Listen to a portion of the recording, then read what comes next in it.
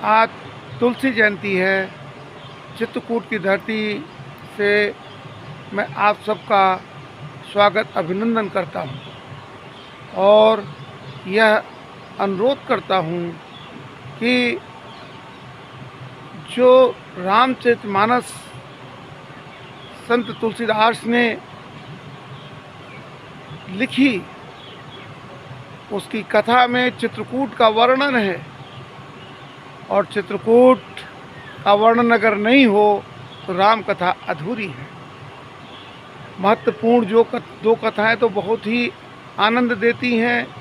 एक तो चित्रकूट के वर्णन में भाई भाई का जो प्रेम है, भरत का जो राम के साथ मिलन है, अद्भुत है। किस तरीके से रामचरितमानस में उसे प्रेम के साथ, भक्ति के साथ चित्रकूट में वह रचा बसा, ऐसा राम कथा में है। दूसरा वर्णन है यहाँ की नदियों का, यहाँ के जंगलों का, यहाँ के आध्यात्मिक वातावरण का, और किस तरीके से राम एक युवा राम संतों से मिले, संतों से उनकी कुटिया में मिले जो जंगलों में रहते थे। राम की कथा की जो व्यथा है वह हम सबको समझनी होगी। आज के दौर में राम कथा को पुनः अगर उसको गाया जाए यहाँ की परिस्थितियों के अनुसार, तो मंदाकिनी जिस नदी के किनारे मैं खड़ा हूँ, ये पैसुनी नदी जो मंदाकिनी से पैसुनी बनती है, पैसुनी नदी, सरयू नदी, इन दो नदियों की हत्याएं हो चुकी हैं। मंदाकिनी किसी तरीके से ये सांसें ले रही है, इसकी भी लगभग हत्याएं, इसकी भी हत्या लगभग हो चुकी है। जो इसका पानी दिसंबर के बाद से ये बहना बिल्कुल बंद कर देगी, ये सड़ने लगेगी। ऐसी स्थिति में हम फिर तुलसी को कैसे जिंदा कर पाएंगे? उस स्वरूप में, जिस स्वरूप में तुलसीदास ने अपनी रामचरितमानस में चित्रकूट को गाया है। बिना चित्रकूट को गाए रामचरितमानस अधूरी है, उसको पूर्ण नहीं हो सकती। तो हमें आज की जो व्यथा है चित्रकूट की, वो समझनी होगी। आज बड़ी सौभाग्य की बात है कि जो उत्तर प्रदेश के मुख्यमंत्री हैं वो संत हैं और महाराज हैं और एक कर्मठ हैं। उनकी ईमानदारी अद्भुत है, लेकिन मैं उस ईमानदारी को और प्रमुखता की ओर देखना चाहता हूँ कि जब वह अपने आत्मबल से, अपनी राजनीतिक इच्छा शक्ति से यहाँ के चित्रकूट की जो जल धरोहरें हैं उनको वह सहेजने का काम करेंगे।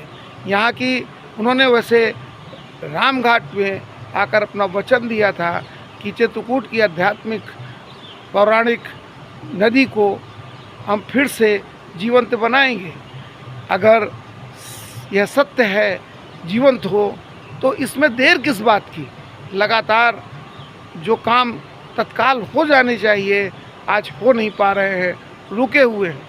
हम सड़कें बढ़िया बना रहे हैं, हम लगातार सड़कों का जाल बिछा रहे हैं, हम जंगल पेड़ काट के सड़कें बना रहे हैं।